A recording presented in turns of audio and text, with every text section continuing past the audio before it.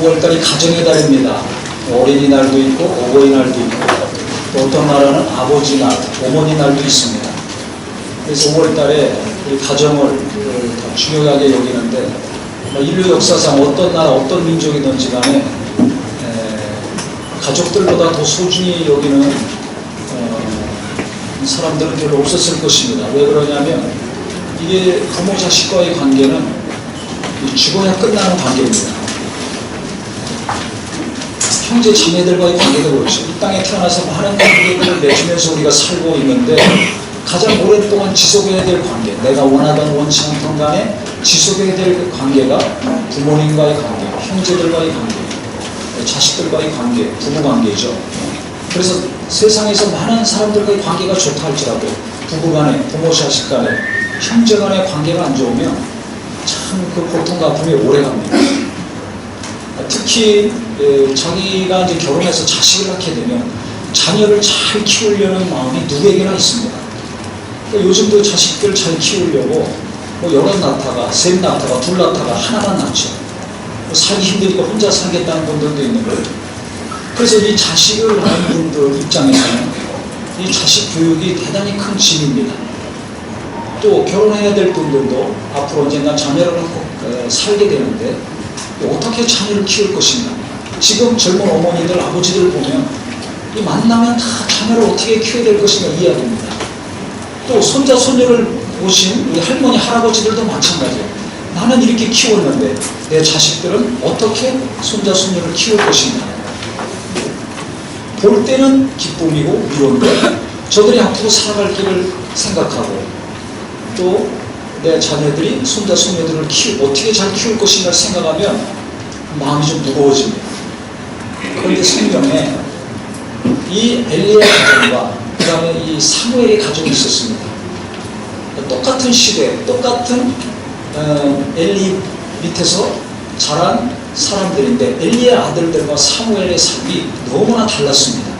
그래서 오늘 말씀을 통해서 우리 성도님들이 내가 어떻게 자식을 키워야 되는가, 무엇이 중요한 것인가, 어떻게 하나님이 함께 하시는 가족이요 후손들이 될 수 있는가, 오늘 깨닫고 돌이키는 것과 동시에 하나님의 위로와 빛이 임하는 시간이 되기를 바랍니다. 우리 사무엘은 잘 아시다시피 그 어머니 한나가 자녀가 없었습니다. 그래서 하나님께 기도를 많이 했습니다. 내 힘으로 날 수 없으니까 하나님 내게 아들을 주시면 하나님께 바치겠습니다. 소원을 해서 난 아들이 사무엘이었습니다. 그런데 이 엘리는 제사장이었습니다. 애굽에서 나왔을 때 모세가 지도자였죠. 모세의 형이 아론이었습니다. 그래서 아론에게 하나님께서 너는 자손 대대로 제사장의 역할을 할 것이다. 그 거룩하고 아주 영광스러운 직분을 하나님이 주셨습니다. 제사장은 뭐냐면 이스라엘 백성들이 죄 짓고 오면 제물을 가지고 옵니다. 그러면 번제, 화제, 속번제, 속죄제 여러 제사가 있습니다. 제사를 지냅니다. 피를 흘리고 태워서 번제를 드리고 화제를 드리고 제사를 드리면 하나님 용서해 주시죠. 그러면 그들을 위로하고 용서받았다고 선포해주고 격려해주고 다시 가서 평안하게 자연을 얻고 살게 하는 역할을 하는 것이 제사장입니다. 그러니까 거룩하신 하나님과 죄인인 이스라엘 백성들 중간에서 중보 역할을 하는 사람들이죠. 하나님과 평안을 얻을 수 있도록, 죄가 해결받고 용서받고 자유함을 얻을 수 있도록 도움을 주는 중요한 일을 하는 겁니다. 이 일을 나중에 예수님이 오셔서 십자가에서 죽으시고 부활하심으로 완전히 이루셨죠. 그래서 이 시대는 제사장이 필요 없습니다. 제사도 필요 없습니다. 예수 믿고 우리가 하나님을 아버지라 부르기 때문에 이와 같이 모여서 구약에는 제사를 지냈지만 성전에서 회막에서, 지금은 믿는 분들이 하나님을 아버지라 부르며 교회에서 예배를 합니다. 할렐루야. 아멘. 그러니까 제사장의 직분, 즉 하나님과 이스라엘 백성들의 중간 역할을 계속 하는 일을 하는데, 당시 엘리는 제사장인 것과 동시에 선지자였습니다. 하나님 말씀을 받아서 전하는 일을 했죠. 아주 중요한 일을 하는 그 가정인데, 한나는 서원했으니까, 하나님께 바치겠다고 했으니까 어려서 아들을 하나님께 바쳤어요. 그래서 엘리에게 데리고 갔습니다. 엘리가 당시 제사장이고 선지자였으니까. 그래서 엘리의 밑에서 사무엘이 컸습니다. 그럼 어머니가 저런 어린아이 자기 품을 떠나서 보냈는데 그 다음부터 어떻게 했을까요? 요즘 엄마들처럼 애들 보내놓고 아이 홀가분하다 이제 자유를 누려야지 그랬을까요? 그 엄마가 뭘 했을까요? 네? 그렇죠. 뭘 했다고요? 기도해야죠. 그 어린아이 간절히 기도해서 술 취한 여자라고 미친 여자라는 소리 들어갈 정도로 큰 눈물 흘리고 땀 흘리고 몸부림쳐서 기도해서 얻은 아들인데 얼마나 귀한 아들입니까? 그 아들 하나님께 바쳐서 지금 엘리 밑에서 자라고 있는데 그 마음이 얼마나 높겠어요. 그러니까 그 어머니가 계속 기도했을 겁니다. 기도했을 겁니다. 그래서 하나님께 기도 많이 하고 또 내가 마음대로 교육시킬 수 없잖아요. 그러니까 하나님께 아들을 딱 맡기는 순간부터 정말 하나님 손에 내 아들 올려놨으니 하나님이 인도하소서 하나님이 키우소서 얼마나 그 믿음의 기도가 간절했겠어요. 그랬더니 하나님이 사무엘과 함께 하시죠. 그래서 사무엘은 어려서부터 이게 달랐어요. 부모를 떠났지만은 자 우리 성경 어디 보시냐면 2장 사무엘상 2장 21절에 보면 여호와께서 한나를 돌보시사 그로 하여금 임신하여 세 아들과 두 딸을 낳게 하셨고 아이 사무엘은 여호와 앞에 자라니라 하겠습니다. 즉 하나님 앞에서 아이 사무엘은 자라는 거예요. 누가 함께 하셨다는 겁니까? 하나님. 누가 지켜주시는 거예요? 하나님. 어머니 아버지가 지켜준 것이 아니에요. 어머니 아버지 품을 떠나서 자랐지만 하나님이 지켜주셨어요. 그 다음에 이 사무엘의 부모들이 믿음이 좋았어요. 그래서 항상 와서 제사 지내고 기도 많이 하고 그랬거든요. 그러니까 아들 낳은 다음에 사무엘 낳은 다음에도 그 신앙을 열심히 지속적으로 했습니다. 기도도 하고. 그랬더니 하나님이 보셔서 이 한나에게 아들 셋과 딸 둘까지 더해 주셨어요. 그러니까 사무엘이나 그 부모나 기도가 간절하고 믿음이 하나님께 인정받는 믿음이고 하나님을 경외하고 하나님을 사랑하는 마음이 변치 않았습니다. 그러니까 자손들도 많이 주시고 그 다음에 사무엘도 하나님 앞에서 하나님의 은혜 가운데 잘 자라갔습니다. 그런데 그 당시 같이 자랐던 엘리의 아들들은 어떤 짓을 했는가? 상상할 수 없는 짓을 한 거예요. 제사장이면 거룩한 직분입니다. 하나님 앞에 자기를 항상 거룩하게 하고 죄 때문에 상한 마음을 가지고 오는 이스라엘 백성들을 위로하고 격려해야 될 아주 중요한 일을 해야 될 아들이 무슨 짓을 했는가? 그래서 어떤 성경에는 아주 불량배라고 그렇게 번역을 해놨어요. 아주 불량해요. 깡패같이 살았다는 겁니다. 어느 정도였냐면 이게 이제 재물을 가져오잖아요. 그다음 이제 소나 양이나 짐승을 가져오지 않습니까? 그 재물을 가져오면 그 이제 제사를 지내서 하나님께 드리고 그 중에서 이제 부위별로 제사장이 가져가서 먹어야 될 것들이 있어요. 그 신명기나 레위기에 보면 정확하게 기록을 해놨습니다. 하나님이 율법을 통해서 명시해 주셨어요. 그래서 그 중에 어떤 것은 제사장이 가져가서 제사장 목으로 먹고 그 다음에 짐승을 가져오던 재물을 가져온 사람이 또 가져가서 먹어야 될 것이 있습니다. 이것을 구분을 해놨는데 이 아들들이 어느 정도 타겠냐? 가져가서 그냥 쇠 갈고리로 막 찔르는 거예요. 아무거나 찔러가지고 맛없는 거만 넣고 맛있는 거 좋은 거만 막 가져가려고 그러는 겁니다. 아니 이거 법으로 금지되어 있는 건데 그 법이 소용없는 거예요. 그러니까 하나님 무식히 여기고 그렇게 막 합니다. 나중에는 그것도 모자라가지고 재물을 가지고 사람들이 올 때 제사를 드린 다음에 그 다음에 가져가든지 해야 되는데 가지고 오는데 제사 드리기 전에 그 사람들한테 얘기합니다. 야 우리 제사장들이 이거 지금 원한다. 아 지금 제사 드린 다음에 가져가야 되는 거 아닙니까? 아니야 그거 빨리 이거 내놔. 아니 안 드렸는데 아니 날 것을 더 원하시는데 빨리 가져와.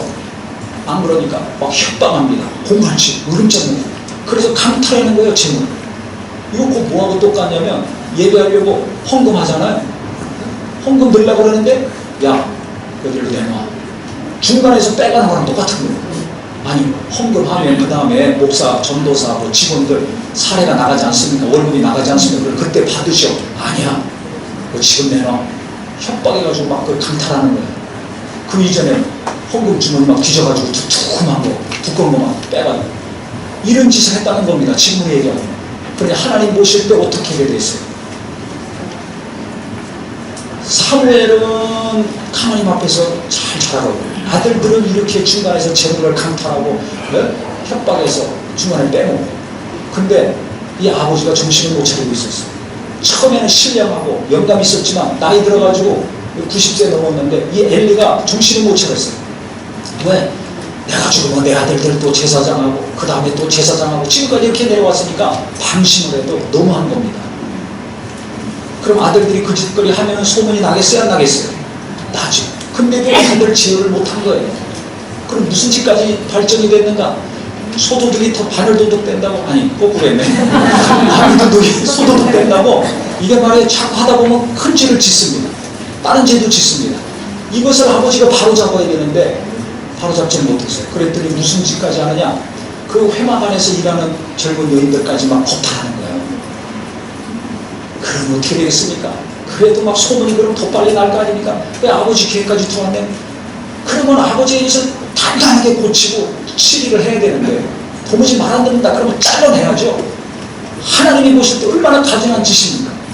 재물을 막 아무거나 가져가고 또 제사 드리기 전에 막 그것도 강탈해 나가고 회막에서 일하는 여인들까지 막 겁탈하고 이게 갈 때까지 간 거예요. 너무 아주 극한 죄악들을 지니까 하나님이 결심하셨어요. 아버지는 이거 제어 못하지. 내려두고 있지. 그럼 왜 그걸 제어 못하고 내버려뒀을까요? 아들보다 하나님을 더 사랑한 겁니까? 안 한 겁니까? 안 한 거예요. 하나님보다 자기 자식을 더 사랑했어요. 이게 바로 나의 모습, 우리의 모습 아닙니까? 아들 하나둘 낳고 자식들 몇 낳고 내가 하나님보다 자식을 더 사랑하고 있습니까? 아니면 자식보다 하나님을 더 사랑하고 있습니까? 자식이 잘 되기 원하고 부끄러움이 없는 부모가 되기 원하고 하나님의 은혜와 복이 자손 대대로 임하기를 원한다면 내 자식보다 내 남편 내 아내보다 이 땅의 어떤 것보다 하나님을 더 사랑하는 우리 모두가 되기를 바랍니다. 아멘. 이게 고쳐져야 돼요. 태중에 아기가 생기면 막 눈에 안 보이니까 손 꼭 기도합니다. 기도합니다. 왜? 하나님이 주신 것이라나. 원래 생명이 없었잖아요. 자녀가 없었는데 생겼네? 그러니까 이 신혼부부들이 아이가 생기면 막 기도합니다. 근데 딱 태어났어요. 태어나면 이제부터는 이 자식은 내 자식이 되는 거예요. 태중에 눈에 안 보일 때는 하나님이 주셨다는 것을 알고서 기도하고 간절하다가 눈에 딱 보이는 순간부터는 아유 내 아들 내 딸 그냥 그때부터 내 욕심 내 계획 내 뜻 내 감정 이게 막 자식에게 들어가는 거죠. 기도를 하던 안 그래서 열심히 합니다. 기도 열심히 하고 뭐 열심히 공부시키고 학원도 보내고 뭐 옷도 입히고 이것저것 합니다. 그런데 거기에 하나님의 은혜가 있냐고. 부모의 사랑과 아버지의 사랑과 할머니 할아버지의 사랑과 은혜가 있다 할지라도 거기에 하나님의 은혜가 없으면 사고 납니다. 인간은 완벽하지가 않아요. 그러니까 내 열심으로 내 계획으로 내 뜻으로 자식 잘 키우려고 어머니 아버지가 덤벼들고 할아버지 할머니까지 덤벼들어서 정말 노력을 하더라도 누가 함께 하셔야 됩니까? 그걸 오늘 성경이 증명하고 있는 거예요. 사후에는 부모가 없었어요. 부모 품을 떠나서 어려서부터 남의 손에서 자랐지만 하나님이 함께 하셨습니다. 하나님이. 그런데 아무리 부모가 잘 키운다 할지라도 부모의 사랑, 인간적인 사랑과 노력만 들어가면 이렇게 자식들 빗나가고 엉뚱한 짓 할 수 있는 거예요. 남의 집 얘기가 아니라 내 집 얘기로 들으셔야 됩니다. 누구 들었으면 좋겠다가 아니라 내게 하시는 음성으로 들으셔야 됩니다. 나는 내 자녀들 누가 함께하길 원하는가? 돈 많은 사람이 함께하길 원하고 똑똑한 배우자를 만나길 원하고 그러니까 내가 공부 잘 시키고 좋은 학교 보내고 좋은 직장 보내고 그래야 그런 사람들 만나서 행복하게 자신들대로 잘 살지. 이 생각이 얼마나 머릿속 깊이 박혀 있습니까? 그러니까 하나님의 은혜가 하나님의 손에 머무르는 것을 원하는 것보다 나는 그것보다 필요한 것은 뭐예요? 뭐니 해도 뭐냐. 돈이 있어야 아들 공부시키고 옷도 잘 입히고 좋은 동네 살고 좋은 학교 보내고 그래야지 좋은 배우자 만나고 그게 다 좋은 게 뭐예요? 돈 많은 사람. 그러니까 주여 하나님 하고 몇십 년 신앙생활하고 말씀도 알면서도 우리 속에 깊이 박혀있는 것, 부모님들에게 깊이 뼛속 깊이 박혀있는 것은 돈에 대한 갈망과 확신입니다. 내가 돈이 있어요? 자식들 잘 키울 수 있어. 내가 돈이 있어요? 우리 자식들 행복하게 만들 수 있어. 이것이 너무 깊이 박혀있어요. 하나님은 빠져있잖아요. 하나님은 돈 잘 벌게 주시옵소서 할 때 이용하는 하나님. 그때 때 부름은 하나님이에요. 돈이 필요할 때 찾는 하나님이지 돈과 관계없이 공부를 잘하나 못하나 잘생겼나 못생겼나 사회적인 지위가 어떠냐에 관계없이 하나님이 어려서도 함께 하셔야 되고 중학생 때도 함께 하셔야 되고 고등학교나 대학교나 졸업해서나 시집가서나 안 가서나 하나님이 항상 내 자녀들에게 함께 하시고 우리 가정에 함께 하셔야 된다는 이 간절함은 있습니까 없습니까? 이것이 오늘 말씀을 통해서 빨리 내 안에서부터 바뀌시기를 예수 이름으로 축원합니다. 그래서 예수님이 복에 대해서 말씀하셨어요. 인간들이 원하는 복, 그게 물질 아닙니까? 건강 아닙니까? 오래 살고 출세하는 것을 복이라고 하지 않습니까? 근데 예수님이 그게 복이라고 언제 말씀하셨어요? 성경에 한 구절도 없습니다. 가난한 자가 복이 있다. 실제 경제적으로 가난한 자들이 복이 있다는 거예요. 왜? 그 땅에 하나님께 나와서 예수님 구원받습니다. 실제 예수님 당시도 그랬고 지금도 그래요. 애통한 자가 복이 있다. 의에 목마른 자가 복이 있다. 화평케 하는 자가 복이 있다. 마음이 청결한 자가 복이 있다. 거기 부자가 복이 있다. 출세한 자가 복이 있다. 건강해서 오래 사는 자가 복이 있다. 없습니다. 우리가 이 말씀을 알죠. 제가 그래서 이 팔복을 가지고 2주 동안이나 집중적으로 집회를 했어요. 부흥회를. 그랬더니 정말 이게 깨지죠. 바뀌죠. 기도하죠. 뭔가 바뀐 것 같은데 그 며칠 가나요? 안 가죠. 그 정도로 2주 동안 집중적으로 부흥회를 하고 기도하고 그렇게 역사했는데도 불구하고 그보다 더 깊이 그리스도인들 안에 오래 신앙생활하고 그렇게 하루 종일 봉사하고 화려한 신앙 경력을 가진 분들 속에 박혀있는 뿌리 깊이 박혀있는 것은 돈에 대한 갈망과 믿음입니다. 나는 안 그럴까요? 똑같죠. 그러니까 그 밑에서 자라는 우리 자녀들, 이 청소년들, 저 어린 자녀들도 부모가 만나기만 하면 돈 내기 안 해. 할머니, 할아버지들도 만나기만 하면 돈 내기 안 해. 그러니까 우리 자녀들이 어려서부터 어디서 누가 가르치지도 않았는데 자연스럽게 부모로부터 주변 사람들로부터 들어온 것은 돈에 대한 얘기. 공부 잘해야 돼? 왜? 돈 많이 버니까. 시집장 가도 잘 가는 것은 뭐예요? 돈 있는 집안. 이게 깊이 박혀있기 때문에 그게 박혀있는 분량만큼 하나님은 멀어져 있다는 것은 몰라요. 이 착각 속에 살고 있는 거예요. 그러면 어떻게 되는가? 어떻게 되는가? 하나님을 존중히 여기는 마음이 있겠습니까? 없겠습니까? 없죠. 돈을 귀하게 여기는 마음이 있어요. 그래서 돈 계산은 잘해요. 어디다 투자해야지, 어떻게 되고, 이거는 갈수록 발달에 대해서 잘 알지만 하나님을 아는 깊이는 깊어지겠어요? 무슨 깊이가 있겠어요? 몸만 왔다 갔다 하고 예배 때 의자에 앉았다 일어나는 것으로 끝나죠. 하나님께 대한 관심이 없어요. 하나님을 알려는 마음도 없어요. 하나님을 소중히 여기고 존귀 여기는 마음 자체가 없어요. 그럼 어떻게 되겠어요? 바로 엘리가 그렇게 됐습니다. 사무엘과 그 부모와 가족들은 하나님을 사랑하는 마음, 하나님을 귀히 여기는 마음, 하나님이 함께 하셔야 된다는 마음이 계속 지속이 됐어요. 그러니까 그 부모와 형제들과 다 복을 받습니다. 하나님이 도우시는 삶이 이루어집니다. 그런데 엘리와 그 아들들은 어떻게 됩니까? 하나님이 함께 하셔서 거룩한 일을 하는 자들인데 하나님을 귀히 여기지 않아요. 하나님이 주신 직분을 귀하게 여기지 않아요. 무뎌지고 나중에는 이렇게 엉뚱한 죄악, 아주 극한 죄까지 저지르는데도 바로잡지를 않아요. 이 정도로 타락한 거예요. 자식들이 엉뚱한 짓 하는데 남편이 엉뚱하게 살고 내가 엉뚱하게 살 때 내가 하나님 앞에 회개하고 돌아옵니까? 그 남편, 그 안에 그 자식들 하나님 앞에 바로 소개하려고 몸부림치고 있습니까? 땀 흘리며 눈물 흘리며 기도합니까? 그것이 고민이 되고 그것 때문에 정말 잠 못 자고 밥맛이 똑똑 떨어집니까? 그렇지 않아요. 다른 것 때문에는 밥맛이 없고 잠 못 자고 끙끙거리는데 하나님 앞에 바로 서는 것을 위해서는 거의 많은 대부분의 사람들이 무뎌져 있어요. 돈 문제 생겨보세요. 잠 잡니까? 그만큼 내 마음이 이 시대 그리스도인들의 마음이 돈에 가깝지 하나님께는 멀다가 하나님과 마음이 멀어진 이 엘리 결국 이 아들들 이 지경까지 갔을 때 아들들 불렀습니다. 막 여기저기서 들고 일어날 거 아니에요. 근데 아버지가 그 자식들한테 이야기하는 거예요. 지금 잘 보세요. 24절에 내 아들들아 그리하지 말라. 내게 들리는 소문이 좋지 아니하니라. 너희가 여호와의 백성으로 범죄하게 하는도다. 사람이 사람에게 범죄하면 하나님이 심판하시려니와 만일 사람이 여호와께 범죄하면 누가 그를 위하여 간구하겠느냐. 하니까 아들들이 뭐라고 합니까? 아버지 말을 듣지 않았습니다.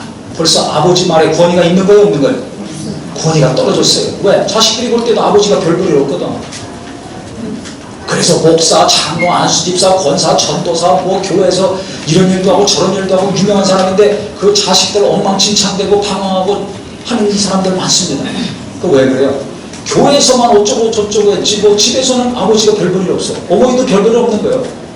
왜? 엉망으로 사니까. 교회에서는 거룩한 목사고 장로고 뭐 안수집사고 전도사, 권사, 집사지 교회 와서는 아니 집에서 보니까 이게 불신자만 또 못하네. 그러니까 자식들이 그 말 듣겠어요? 아버지 말에 권위가 없어요. 그러니까 자기들 멋대로 계속 가니까 이런 엄청난 범죄를 저지르고 있는 겁니다. 그러니까 어떻게 해요? 하나님 보실 때 이런 여호와께서 그들을 죽이기로 뜻하셨습니다. 아, 이 사람들은 안 되겠구나. 이 집안은 안 되겠구나. 잘라버리고 제거해야 되겠구나. 하나님이 결심하셨어요. 상실한 마음대로 내가 그래도 합당치 못한 일을 하게 하셨다고 한 로마서 1장의 말씀처럼 그렇게 괴짓고 살아라. 나는 끝내버리겠다. 근데 보세요. 그 아들들이 그렇게 살 때 26절에 아이 사무엘이 점점 자라매 여호와와 사람들에게 은총을 더 받더라. 할렐루야. 아니 똑같이 엘리 밑에서 자라고 있는데 엘리의 아들들은 이렇게 무너져가고 있고 부모 품을 떠나서 자란 사무엘은 가면 갈수록 하나님뿐만 아니라 사람들에게도 사랑을 받고 칭찬을 받았더라. 성경은 기록하고 있습니다. 그러면 내가 어떻게 해야 내 아들, 딸들이 내 손자, 손녀들이 자라면서 많은 사람들에게 칭찬받고 하나님의 사랑을 받는 자가 될 수 있을까? 좋은 옷 입혀야 100만원짜리 200만원짜리 유모차에 사주고 어린이날 그런 비싼 선물해주고 사립학교 보내고 뭐 좋은 동네에서 뭐 좋은 교육 설교육 시키고 해야지 하나님과 사람들에게 사랑받는 자가 될까요? 그 생각이 바뀌시기를 예수 이름으로 축원합니다. 비싼 옷을 입건 싼 옷을 입건 좋은 학교에 있건 안 좋은 학교에 있건 머리가 똑똑하건 미련하건 관계없이 누가 함께 하셔야 됩니까? 그렇죠. 내 자녀들에게 하나님의 은혜가 날마다 임하기를 사모하는 어머니 아버지가 되기를 예수 이름으로 축원합니다. 우리 젊은이들도 누구를 배우자로 얻어야 될 것인가? 외모 보고 학벌 보고 문벌 보고 감옥까지 보니까 나중에 결혼해서 쓴눈물 흘리는 거예요. 부모님들도 마찬가지예요. 그런 사람 사위 며느리도 얻으려고 하니까 결혼시킨 다음에 쓴눈물 나는 겁니다. 자식 때문에. 하나님이 함께 하시는 사람, 기도하는 사람, 하나님을 진정으로 사랑하는 사람을 남편으로 아내로 만나시기를 예수 이름으로 축원합니다. 그런 자를 사위로 며느리로 만나드리시기를 예수 이름으로 축원합니다. 그런데 무조건 돈 많은 사람, 인물 좋은 사람, 학벌도 좋고 경력도 좋고 부모도 그거 따지고 앉아있네. 그렇게 해서 한번 결혼해 보세요. 결혼시켜 보세요. 100% 쓴눈물 흘립니다. 정신들 차리세요. 하나님이 함께한 사람과 하나님이 함께하신 자들 어떻게 지금 됐는가? 성경은 비교하면서 지금 계속 나오고 있지 않습니까? 그러니까 부모가 먼저 정신 차려야 돼요. 그래서 말의 권위가 있어야 됩니다. 몸만 왔다 갔다 신앙생활 할 것이 아니라 아 내가 이런 직분도 있고 이런 경력도 있고 이거 자랑할 것이 아니라 과연 내가 하나님 사랑하고 있는가?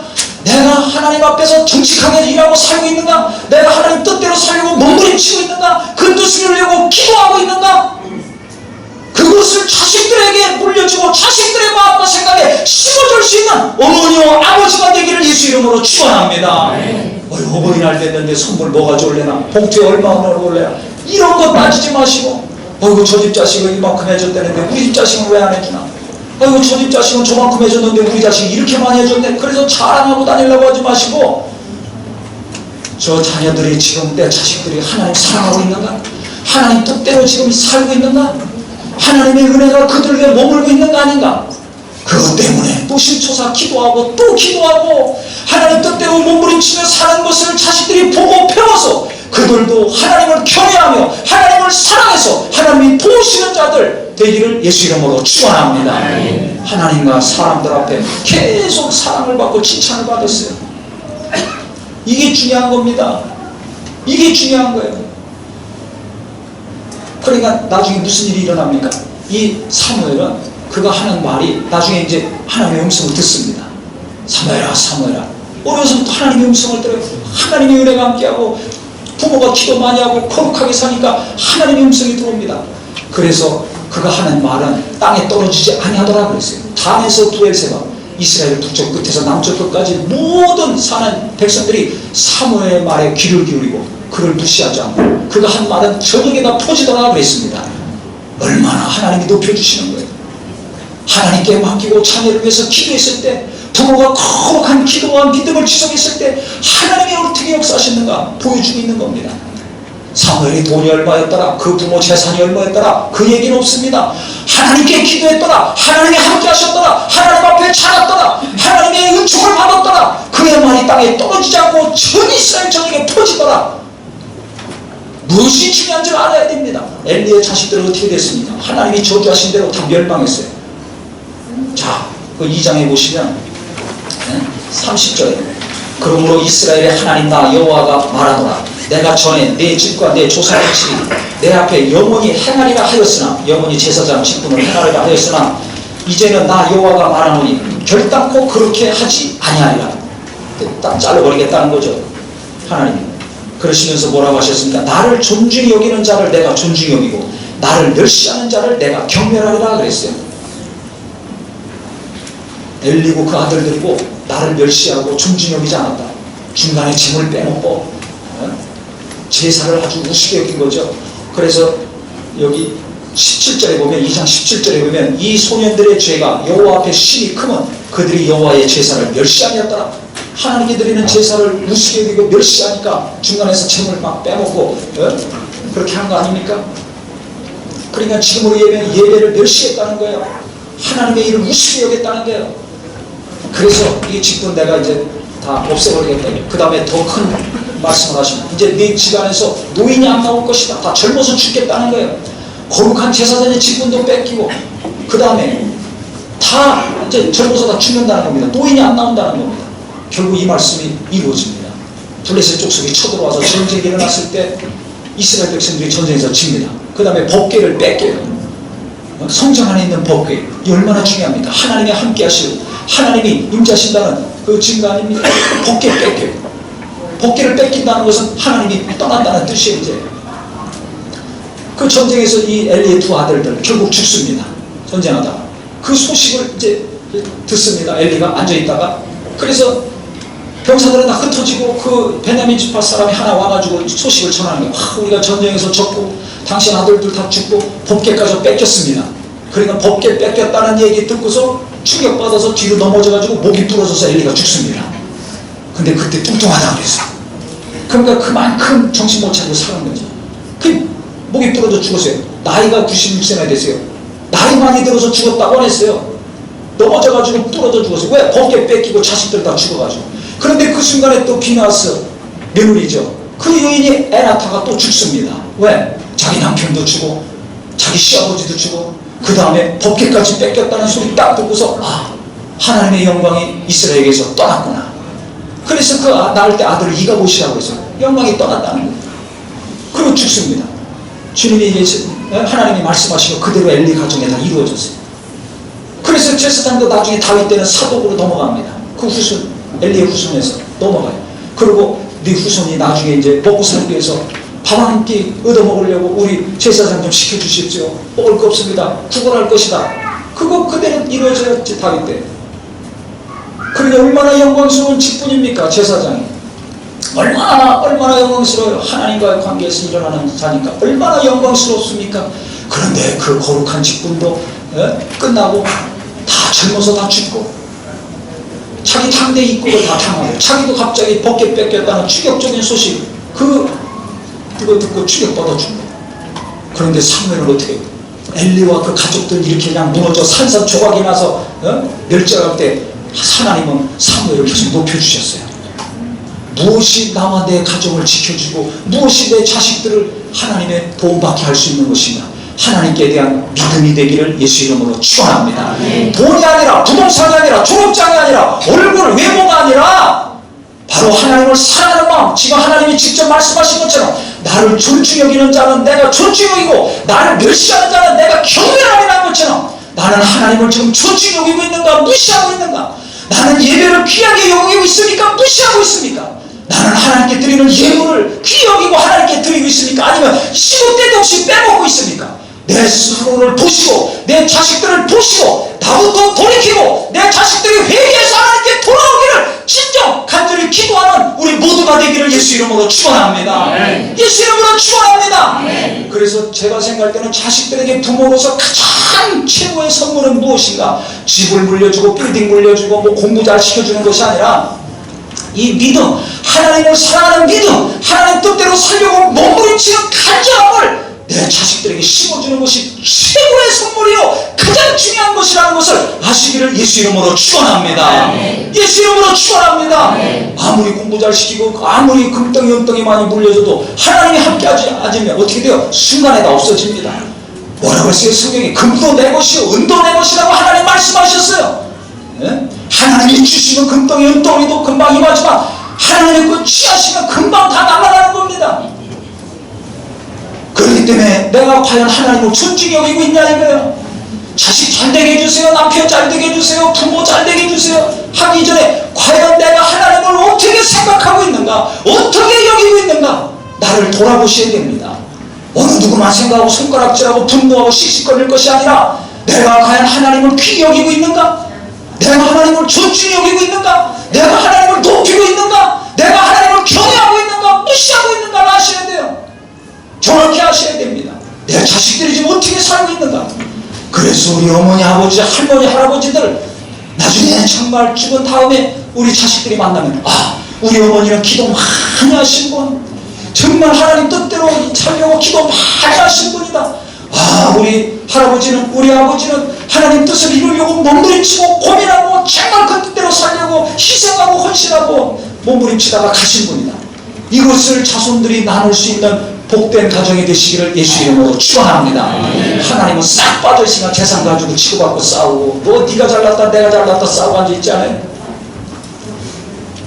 엘리의 집을 만들 것인가, 엘리 같은 자들을 탄생시킬 것인가, 아니면 사무엘같이 훌륭한 자들을 탄생시킬 것인가.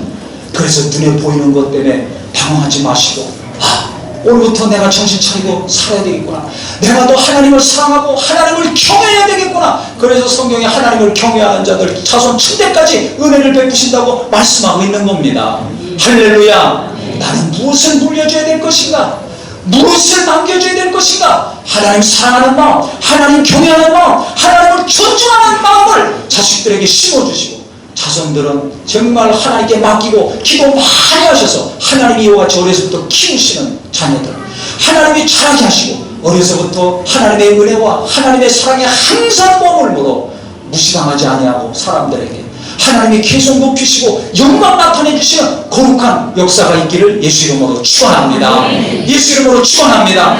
그래서 정말 우리 가정을 하나님 사랑해야 된다, 우리 가정을 하나님 뜻대로 살아야 된다, 우리 가정은 정말 자손대대로 하나님을 존중하는 마음을 가져야 된다는 것을 명심하셔서 하나님이 높여주시고 항상 보호하시고 인도하시는 거룩한 역사가 있기를 예수 이름으로 축원합니다. 예수 이름으로 축원합니다. 기도하겠습니다.